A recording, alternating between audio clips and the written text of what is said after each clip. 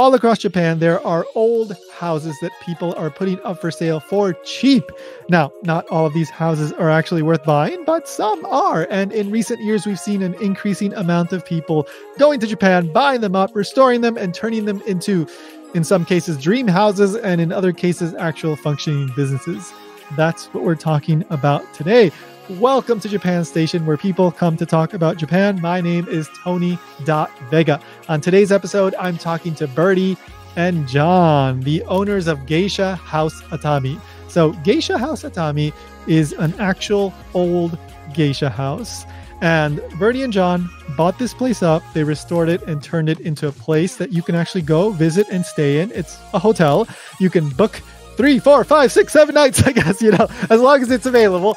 And you can stay there in this actual old former geisha house. And this is in the Atami area of Japan. It's not that far from Tokyo, actually. It's a pretty convenient location. So if you happen to be in the area, you might want to check this place out. There's a link down below in the show notes or description, whatever it is. If you're listening on audio, show notes, YouTube description.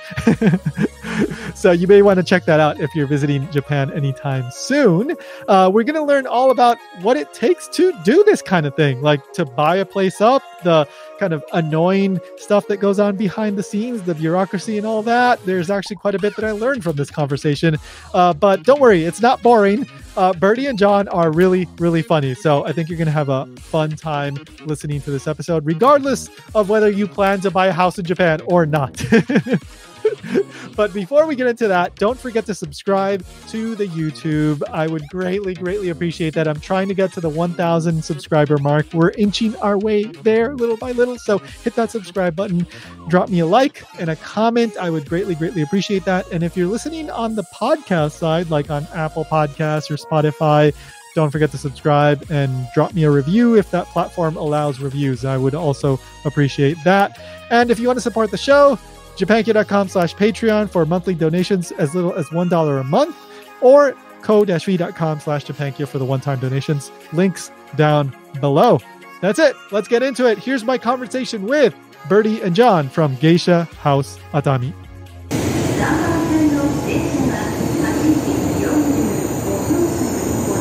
I am here with Bertie and John from Geisha House Atami, and we're going to be talking all about the very interesting thing that they're doing in Japan, running what looks to be like a wonderful place to stay in a very well-known area in Japan, Atami, and I'll have them tell us all about that. So welcome, Bertie and John. Thank you for having us. Yeah, thanks for having us on. And our cat. Yes. Who's just under the kotatsu, the heated table right now. Yeah. Because it's cold. Well, the cat, what's the cat's name? Diamond Joe Quimby. Because he has a little diamond. Are you a Simpsons fan? Yeah, I have. I'm very familiar with that name, yes. Yeah. He has he can sometimes see his little diamond on his chest. And Gotcha. he's from here too. Oh. He came with us to live in Japan recently. Awesome. Well, I guess he's more trustworthy than the actual Joe Quimby. Yes. Yeah, sometimes. Exactly. Yeah, he does some dodgy deals. Yeah, he's into development. He's aiming to become the mayor of Atami. Yes, mayor of Atami. Here, that's true. Well, you do see those like station chief cats in Japan, so mayor may not be out of the question. There are a few famous ones. Yeah. He did ride the Shinkansen. Oh, once. Nice. Yeah, fastest cat in Japan. Awesome. So, all right. So, well, obviously, like I just said, you guys run Geisha House Atami, and I believe you have another location as well. So, of course, I do want to learn about that. But could you tell me first, like, how you guys ended up in Japan, and then what led you to where you are today? Yeah. Well, we moved here fairly recently, only late 2022. So. 22. No, 2. Yeah, late, very I'm late. Track of the years. very late 22. So Bertie came over first, and I finished up sort of our affairs, I guess, in Australia, and then I came over about 3 months later. So now we were in Tokyo for a little bit, and then we decided to move to Atami because we've been here a couple of times and we really loved it, and we thought this is where we'd like to start our new life. I was the salary man for a few months working for an eikaiwa. That was the first step. So many people take that as the first step, right? Yeah. Now we've started our own business, and we've spent the last 9 months or so fixing up an oldish house, and now it's I guess it's a hotel of is probably the term, but it's more like an Airbnb, I guess, like a holiday home. Yeah. It's like I assume it's a little bit in because it's more of like a house rather than a proper building hotel. It's a little bit more ryokan-ish than a hotel, right? Yes, and the license in Japan is called ryokan. So there's like a minpaku and ryokan. So minpaku is more like what people would recognize as a usual Airbnb, and you can only rent it out for 180 days a year. But the ryokan or hotel license means that it's available full time. So we have like the full hotel license, but it's not like a hotel that you would recognize. There's no dining. Yeah. It's a house. Right. And you have the whole house to yourself. There's no other guests. Yeah. Oh, okay. So, I was looking on the website. I think up to 10 guests, and there's 4 rooms. I think that's the layout. Yeah, that's right. 4 rooms, nice big kitchen and dining area, a bathroom with a big double tub, and a really nice big garden, which is quite unusual in Japan to have a big garden. And we just built a big deck overlooking the garden. Wonderful. And so, how does one go about embarking on this journey did you have the idea, all right, this would be cool, let's start looking for a house, or how did this all come about? When I came here, there was still some of those COVID restrictions hanging over. So we needed to come here and have a look at the market and where we wanted to live and what the demand was. But we were looking at a house certainly to live in Atami. But when we saw that house, we absolutely knew it was the one. And on the contract day, when we bought it, the previous owner told us that it had been originally built as an okia. So it was originally built in the 1960s as a place for geisha to live and train. And I'm a big fan of geisha culture. So I was more than excited that I was buying this house that I was in love with and that it had a very special history. Wow. That's pretty cool. So you guys were looking at Atami with the intention of finding a place to live, and then you found this house. Yes. But then did that inspire you as like, oh, hey, maybe we can do something more than just use this place to live? Or like, when did that idea come into the picture? It was too big for 2 people. And the history was too important not to share with other people. More house than we need. Really, and we were just looking at other parts of Atami as well, and then we thought, it would just make such a great holiday home for people. So we were going to do some renovations on it anyway. So then that sort of gave us the structure to think about like how we should renovate it and what we should do to make it comfortable for people. But more importantly, the reason why we chose Atami and why we wanted to move to Japan was it was my dream in particular. I'm a big fan of geisha culture. I came to Atami many times to see the geisha perform and made friends with one of the geisha, and we're musicians. So in 2019, she came to Australia with us to perform, and me falling in love with the geisha culture here was a big inspiration for us to come, and we want to play our part in preserving and promoting that culture. So we knew that we had to share that house with the public. Oh, that's very cool. Very unique entry into Japan too. Like that, I don't hear that kind of story that often. So that's cool. Most people, I suppose, I never dreamt that I would ever meet a geisha, because of course the most famous geisha culture is that of Kyoto. And it's very exclusive. There are no first-time customers. You need to be introduced. There are some really interesting nowadays there are more and more interesting tourist experiences that are quite affordable. But to just be able to meet a geisha and maybe go to a cafe and become friends, it's the most unlikely thing in the setting of the Kyoto culture. But Japan is home to many, many geisha cultures. It's the most famous, but by far it's not the only one. And Atami geisha are not known in the same way for being exclusive, very luxurious, very posh, very unreachable. It's a really beautiful thing, but in some ways, it's just so inaccessible for ordinary people. But geisha were everywhere in Japan, from the richest cities to the poorest towns. So just like you would have somebody who plays the harp for the Queen of England, you also have somebody who plays rollicking music for someone in a pub, for example, in a Western setting. So they're all different cultures, and Atami has a really warm, friendly, welcoming, open, accessible geisha culture. Yeah. There's, I mean, kind of certain districts around Japan that are particularly well known, but like, I mean, I think this ties especially into the history of Atami, how a lot of people would go there for fun. It was a well known place, but I don't know. Could you give us a little bit of context for like, what is special about Atami? What's its history? Where is it for anybody that's not familiar with it? You go, Bodhi, because you know the history. I can tell you where it is. It's about 100 kilometers south of Tokyo, and it's about 45 minutes on the Shinkansen. It has a Shinkansen stop, which is very unusual for a fairly small town. Yes. Town of about 35,000 people, which swells dramatically with tourism, obviously. It's very much a tourist town, and a lot of retired people. A lot of people have second homes here. Who live in Tokyo and sort of go between the two. But history, over to you, Bertie.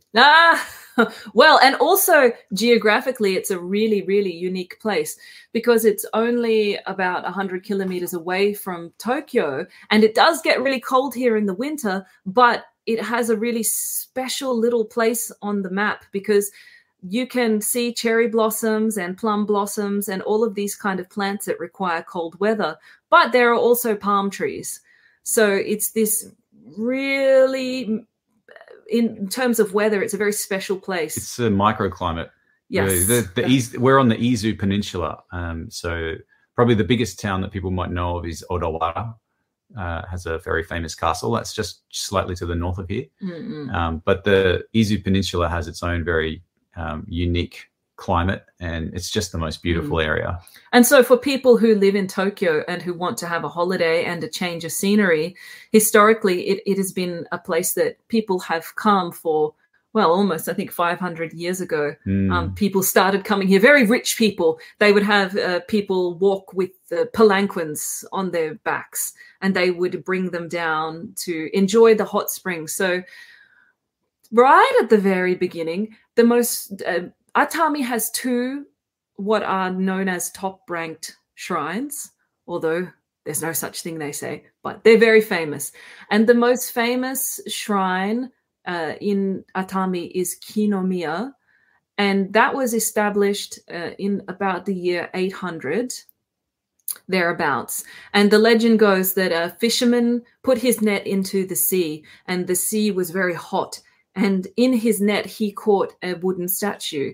And the statue spoke with the voice of a god. And it told him to go up onto the hill in Atami and establish a Shinto shrine where the 7 big trees were growing. I think that's cypress. Is it cypress? Not sure. Oh, I forgot. Sorry. No, camphor. Or is it camphor? But there were these really big trees. And then that is the most famous shrine in Atami, and now you can still visit. 2 of the trees are still there, who are thought to be about 2,000 years old. And people have been coming here for many, many, many centuries to visit those powerful shrines and also to get the health benefits of the different onsen hot springs. Right. So, yeah, I mean, that's the thing, like, where that's the kind of town that people, I mean, still even to this day, would go to, to relax, and there's the hot springs. So it makes sense. Like, oh yeah, of course there would be like geisha houses and Yeah. entertainment for the people going there, right? Absolutely. And it went through a massive boom from the 1960s until the bubble burst in the late 80s. So there's another dimension to this which fascinates a lot of tourists. I know, well, we're from Australia, so a lot of Australians are really fascinated with the idea of abandoned spaces, decaying hotels, abandoned houses. There's something really nostalgic and haunting about seeing these hotels that seem to dance with the ghosts of the retro past, where people used to have discos, when people used to smoke on the dance floor, when there were no laws about drink driving, everyone was going off. Atami was Atami. Yeah, a huge party town with all that entails. Yeah, a lot of money. A lot of movie stars lived here. Now I've heard a lot of retired anchor stars and TV stars. It's still their place of choice to retire here, but 50 years ago, it was more the place where your Hollywood equivalent stars would be living. So a lot of the buildings, Atami has a great retro vibe because all of the buildings are from the 60s through to the 80s. I guess that was the big build. So all of the signage is really cool. If you're into vintage culture, there's like lots of cool old shops. There's pinball parlors, things like that. Yeah.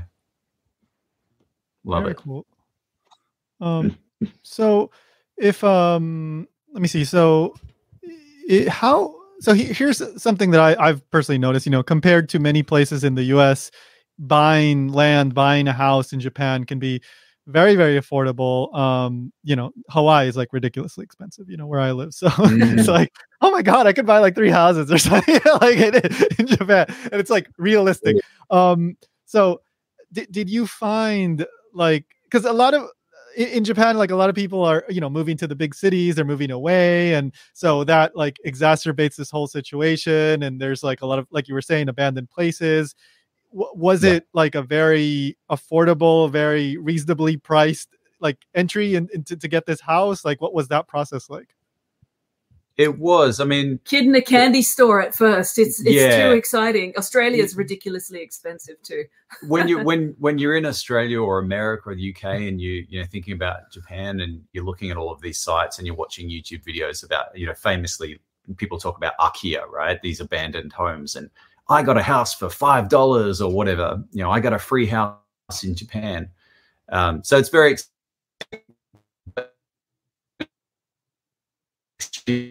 usually miles from anywhere, sometimes in terrible condition, that kind of thing. So yes, they exist. But we were looking to move to Atami, which is has a lot of empty houses, but is not like a tiny rural town or anything like that. So different kind of market. Yes, of course, it was much more affordable than Australia, which has a housing crisis at the moment. But not in that kind of like crazy YouTube we bought a house for nothing kind of thing. It's exciting, and it is, and it does bring on a lot of fantasies. But the issue is there are a lot of empty houses in Japan, but the problem is most of them are not for sale, and it's very difficult to access them. Because as people know, I think if your followers would probably be familiar with the idea of the akiya, and that people sometimes pass on and they don't have family, number one, or they do have family, but unlike in Australia, debt can live on after a person. We don't have that in Australia, right, John? I mean, we do for mortgages. But but if you have an estate, right? Like if you have an estate and then you sell the house, then the bank can take whatever money out of that. But if there's more debt left over, right? Like if the debt is greater than the value of the house. Yeah, the bank can only get as much as it can get for the house. Yes. So if you have a debt, a property, a bank can claim debt from the property, but you cannot inherit debt. More debt can't be passed on to another person. And as I understand, that can happen in Japan. So if you agree to inherit a house, you have to think very carefully, because you might inherit the house that's worth $50,000, but there's $100,000 worth of debt on it. So often people say, no, I pass. I disavow this inheritance. I'm not going to take it up. And that's why the houses sit there empty. It's a lot to do with inheritance law, not just about people leaving houses to rot. But that's also why when a house is sitting there empty, it's probably damaged beyond repair. You have to be lucky. Yeah, we see a lot of houses around our town and a lot of other places where, you know, the plants have overtaken it. Inside, you know, you can see through the windows, there's furniture, it's as if the people just like disappeared into an alien spaceship or something. Spontaneous human combustion. Yeah, remember that from the 80s? It was always in the magazines. Yeah, what happened to that? Yeah, what happened to it? Why doesn't it happen anymore? It's like Spinal Tap. Yes. Yeah, I love Spinal Tap. Yeah. So yeah, no, absolutely. And my understanding is also sometimes there's a lot of course, there's the cost to dispose a house, or there could be taxes associated with it. So like, no, yeah, like in theory, there are places that you can technically buy a house for 100 yen. Like the overall burden, the cost that comes after you buy it outweighs the benefit of buying for 100 yen. Yeah, and totally. part of the appeal for, you want to say Westerners, people from broadly the Anglosphere, I guess, is that we tend to have a culture more than the Japanese do of DIY and renovations. It's Australia's favorite sport. Yeah, it's you know, every weekend in Australia, people are fixing up their houses, and the same in the UK. Going to Bunnings Warehouse. Yep, the big one. It's like Home Depot. Home Depot, that's it. Right. Yeah. So for people like us with some experience renovating our previous house in Australia, it's not such a daunting idea to take a house that's a bit falling apart and to fix it up. And we know how much that's going to cost, but a lot of Japanese people have no experience with DIY. So they would hire a company to fix a house, which then, you know, you could triple the costs at least. Yeah. Oh, and the other thing is the condition of being unrebuildable, which is what most of these akiya are positioned in. If a house does not have a 2-meter frontage of a certain frontage in front of the house, and the street must be 2 meters wide, and in Japan there are lots of streets that are not 2 meters wide. If the house is terribly damaged and one wall is still standing, I think is the rule. I think the rules can vary. Yeah, it depends on the place. But for example, one rule is that if the whole house is like burns down or falls over, if one wall remains in place, you can bring in all the materials and you can rebuild the house. But if the house is completely destroyed, that's it. That is now a vacant lot. That can only become a car park or a garden. Yeah. Nothing else. So you can't build on that land again, because many years ago they built so many houses in such a higgledy-piggledy way that it caused a lot of maintenance problems and planning problems. So now they're trying to thin out some of these overcrowded areas, and you can't build again. So that's most of your akiya. Right. I didn't know about that law, but that makes sense. I mean, you know, there was massive expansion, and you know, now you're getting basically like these ghost towns in some of these areas. So it's a way to get rid of that and get people to kind of concentrate into like the more easily maintainable, you know, like cities and things like that.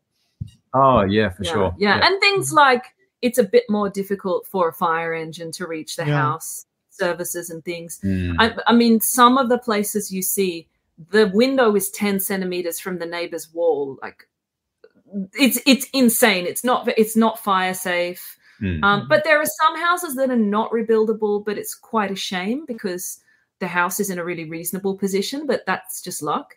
Having said that, it can be worth it. Lots of people do it all the time. They buy unrebuildable houses, but you need to know what you're doing and you need to make a real cost evaluation.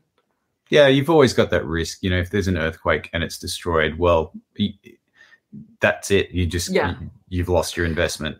Yeah, unless the neighbor's interested in buying the land next door because they want a garden, but they're probably not. They probably think, oh yeah, I have more light. You know, like nobody will buy it after that. Right. Unless maybe it gets bought in a really big lot by a developer. But in most cases, it won't happen. Your land is probably worth nothing and you don't have a house anymore. Right. So what about for you guys though? Like, so you find the house and you decide we're going to do this hotel. What about, you know, you fix it up and all that. What about the challenges like afterwards? What was it pretty smooth, or like, did, you know, like the Japanese bureaucracy, oh, you had to get this stamped and you didn't know, and so then you missed on this, or like, I don't know, like a bunch of stuff could happen after you already, you know, get the ball rolling. Like, what are some of the things that came once you actually decided we're going to do this, we have the house, let's get started?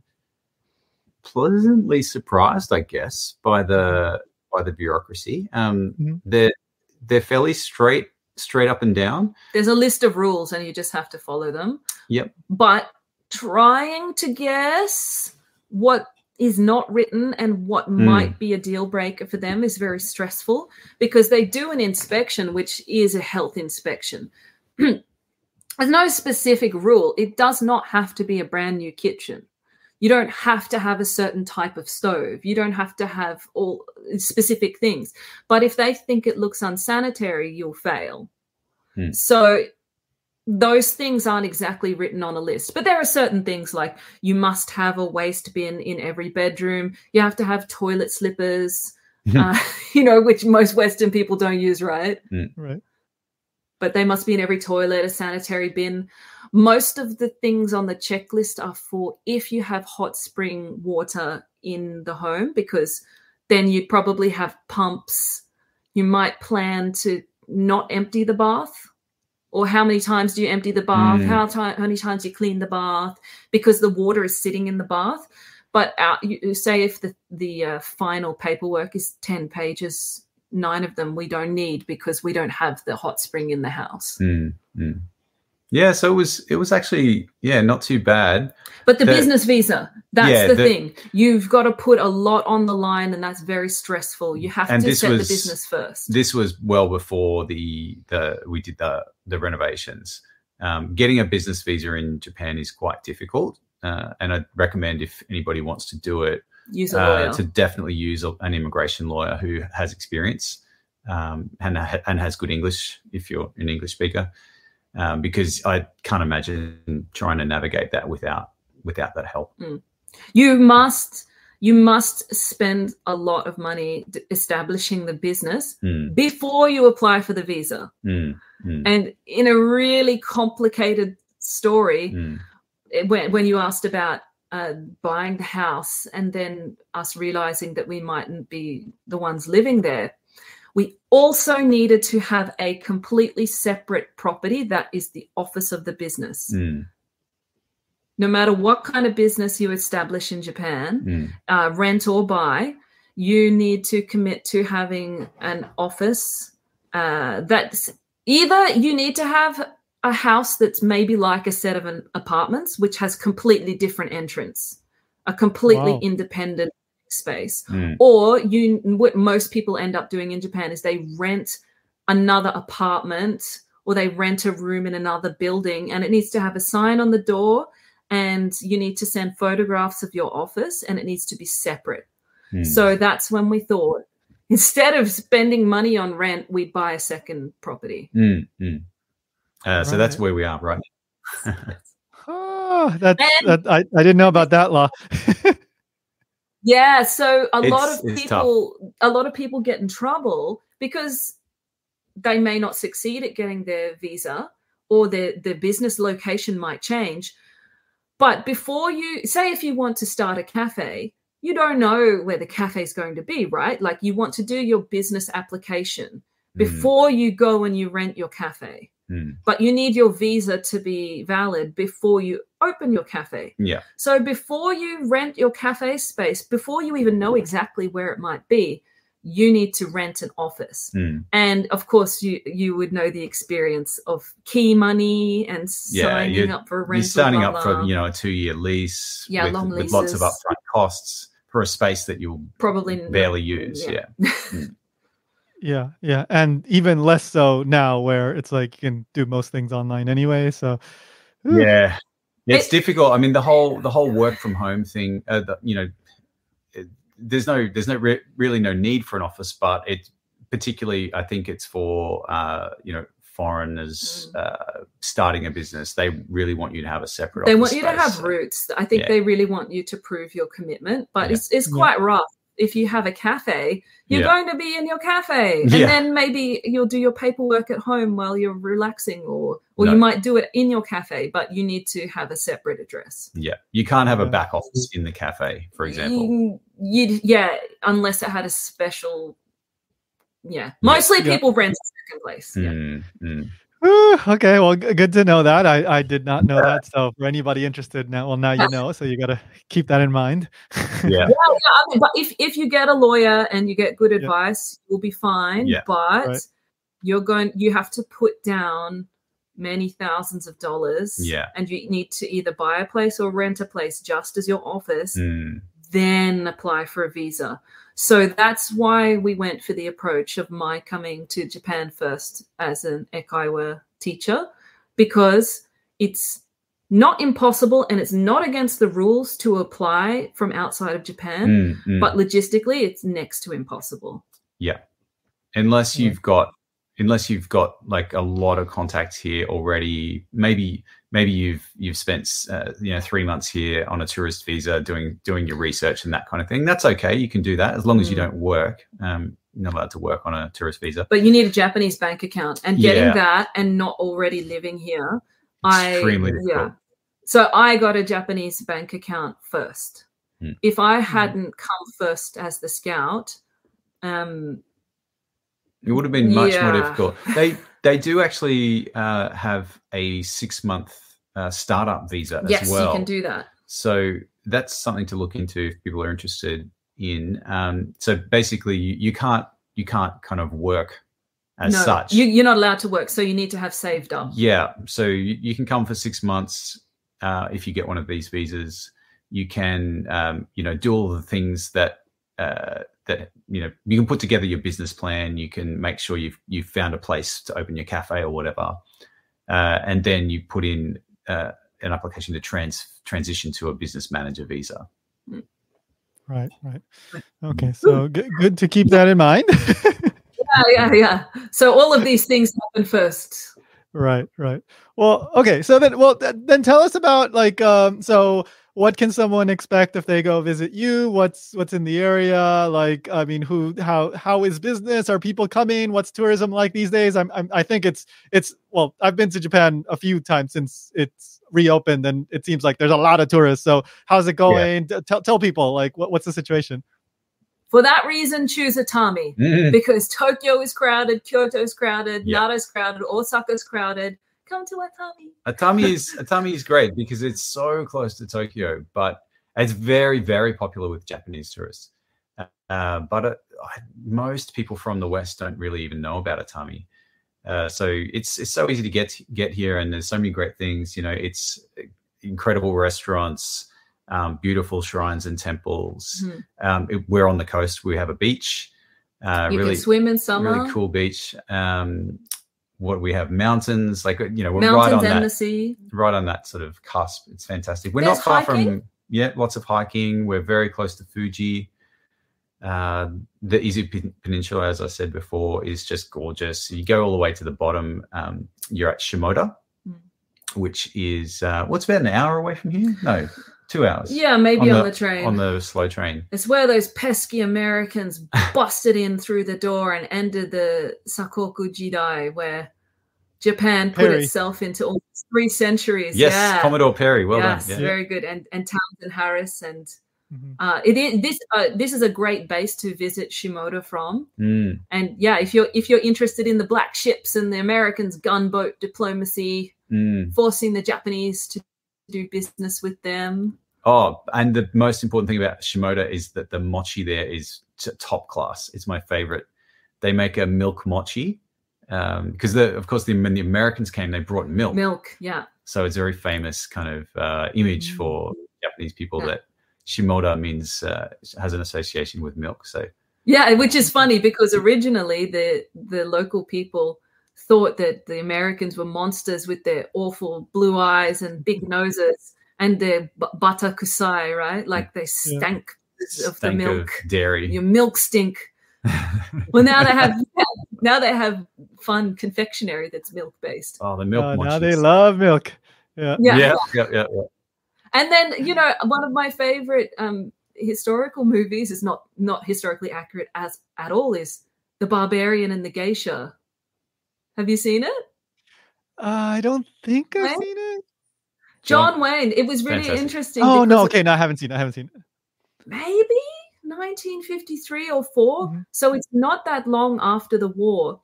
And Americans were really not happy about going to a movie that's about Japan. They didn't want to talk about Japan. They didn't want to see Japan on screen. But John Wayne was really determined that he said, this is an interesting story. He had a really keen interest in Japanese culture. And he actually made the film in Japan, where he played the role of Townsend Harris. What would he have been called? The emissary? Consul, that's it. First consul. And after Commodore Perry came, Townsend Harris came to negotiate a treaty with the Japanese, and they stuck him way down in Shimoda. They didn't want him in Tokyo with his butter stink. They were like, oh, our most important town is Shimoda. Yeah, it's very important. Well, you should stay there. Yeah. And there was a geisha called Okichi-san, and she was forced to be his housemaid. And they did not get on. Apparently, in truth, they couldn't stand each other. But then this myth between Japanese literature and Western, the myth arose that there was this great romance between Okichi and Townsend Harris. And there's a little bit of that story that's contributed to Madame Butterfly.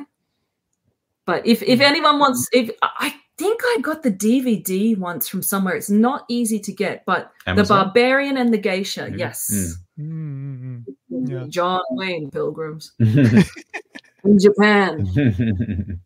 Yeah.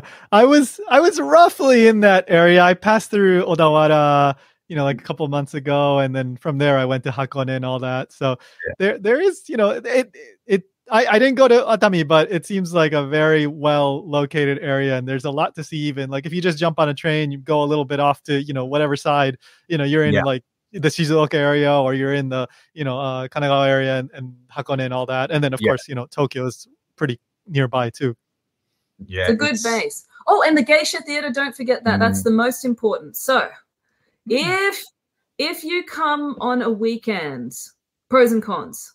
If you come on a weekend every Saturday and Sunday, pending some very occasional occasions, every Saturday and Sunday at 11 a.m., you can see Atami Geisha perform in their theater, which is a gorgeous little traditional theater that's in the middle of town.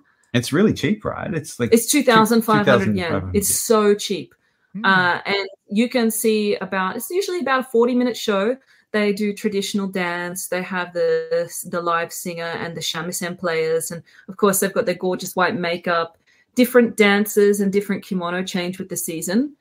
You will – I've been to Kyoto and I've seen the Miyako Odori and also the Gion Corner experience. But Miyako Odori is only usually around April. But most weekends of the year, you can come to Atami. You can see geisha. You can see them so close. And after the show, you can meet them and you can get your photo taken with them. And if you stay at our guest house, Geisha House Atami, you can book a private geisha experience. Yes. So you can actually have lunch or dinner with geisha. They play games and drinking games and things like that. Yeah, we have a tea room. So we have an 8 tatami mat tea room, which looks out onto the private garden with the private deck.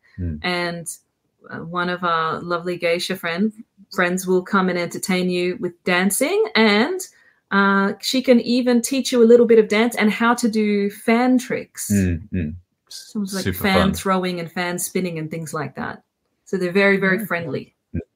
Yeah, that's very cool. That seems like it would be crazy expensive in Kyoto to do something like that. I think so. Yeah. Yeah. Much more. Yeah. Yes. And cons of the weekend is that Atami is quite popular with Japanese people. And as we all know, Japanese people are always working. So the weekend is when they hit town. Day trippers. Usually. Yeah. The area around the train station, just the first couple of streets, can be quite a busy little hive, which is a nice energy. So if you just saw the train station, you'd think that Atami was just this really busy, crowded town. But once you get a few streets from the station, it completely changes. There are so many quiet little spots. There are so many affordable restaurants. You can go and enjoy the peace of the sea, hiking in the mountains. Where Geisha House is about 25-minute walk from the train station, but you can easily take lots of buses that go there. And it's closer to Atami Castle. So there are lots of attractions that are within walking distance of Geisha House, but it's in a really quiet residential street. It's completely different from the train station area. And if you visit on a weekday, you get cheaper accommodation prices and much less competition from the main customers, who are usually Japanese people. And it makes it worth staying a couple of days, 2 or 3 days, because then you're not battling the crowds at the station. Right. Wonderful. So so then what's the best place to find you to book? I guess is it your website? GeishaHouseAtami.com. That's it. Best prices. You can find us on Airbnb and Booking.com, etc. But yeah, look, hit us up if you've got any special requests, or particularly longer stays. We can do deals.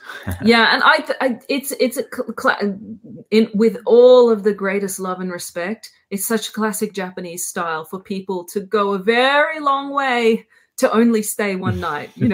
Like it's disappointing. I wish people could stay longer. I've known Japanese people who took a 2-day holiday in Australia. Yeah. It's insane. Yeah, that happens in Hawaii too. It's like, really? Like, geez. It's crazy as well. Like a lot of our Japanese customers will they'll book for one night. Maybe it's a group of 4 people. They're coming down from Tokyo just to get away, I guess. And they'll arrive after 6 o'clock at night, and then they leave at 9 in the morning. They're made of stronger stuff, and they're so lovely and clean and tidy. So the house is always kept so beautifully. But in terms of the house itself, definitely it's worth staying more than one night, because we've set it up as its own experience. If you've had a really busy trip and you've been in Tokyo, going on the subway, going to all different kinds of sightseeing places, if you just come to Atami just to enjoy the house, that's enough. We have the tea room looking on the garden. We have a cinema room that's lovely and dark with a nice projector and a big screen with Netflix. Upstairs, we have one traditional bedroom and one bedroom that's inspired by a love hotel. I love it. So we have chandeliers and crazy wallpaper. It's a little bit sort of Golden Girls. Yes. Blanche Devereaux kind of bedroom style. On the website, we say it's the Atami room. That's inspired by the retro and tropical history of Atami. But in our hearts, we know it's really Blanche Devereaux from Golden Girls. Yeah, the tropical wallpaper, and it's got a big chandelier. Yeah. And we also have, in one of the gables, there was a big storage room. And we've decorated that as kind of Lolita Harajuku Marie Antoinette style with a little Barbie pink chandelier. And when people come, they say, "Oh, kids would love this." And I say, "Yeah, kids." Yeah, we didn't make it for adults at all. But it's just made for you to take your selfies. It's photo shoot ready. You've got all the wallpaper waiting. What do they call it now? It's a snug. Someone called it a snug. This is the thing that people are like building, like little cute spaces in their houses, Cubby like holes? to maybe read a book or something. They call it a snug. Oh, really? I don't know about that. A fort? I don't know. A cubby house? Hidey hole? Hidey hole. Sofa fort. Yeah, your Marie Antoinette Shinjuku Fort is waiting for you. And of course, there's hot springs, right? Like in that area, right? Where people can go and experience as well, right? There are some big hotels that you can visit. Mhm. There are some really big ones. Yeah, Atami's really famous for it. In the house itself, we don't have hot springs coming out of the earth because it's not available to every single house. But we have a bath that we have proven is large enough for 2 Western people to share. Yeah, that's important. 2 Western people, not 2 Japanese people. 2 tall Westerners. Yeah. We had a funny story. And you can use as much hot water as you like. We had a friend who had trouble getting out of a car park, and it was wet. And he, a lot of these Japanese cars are very small and compact, but they also have small engines. Yeah. And he got our neighbor to sit on the back of his truck, his K truck, so it could get up the hill. A bit of ballast. I said, why didn't you ask me? He said, oh, I got him to sit on the back because he weighs 50 kilograms. I'm like, I'll give you almost 50% again. Yeah. Ask me next time. I'll sit on the back of your truck. Yeah. Oh, awesome. Well, I don't know. This sounds like a wonderful experience that people can get to, very easily from Tokyo. So if anybody's interested, go check it out. GeishaHouseAtami.com, right? That's the website. We need heavy Western people. We need heavy Western people to sit on the back of the K trucks. Like me. But yes, GeishaHouseAtami.com. Yeah. Hit us up. On Airbnb and all of the others as well, but go straight to the go straight to the website, please. Yeah. Gotcha. And if you go to the website, and you can ask us for a discount. So. Awesome. That's awesome. Right. All right. And a link in the show notes, like always, as well, if you just want to click rather than type. So, Bertie, John, thank you so much. It was great talking, really fun, and got to learn a little bit about some obscure laws that I had no idea about. So that's also fun. Thank you. Yeah. Always fun. Yeah, here to help.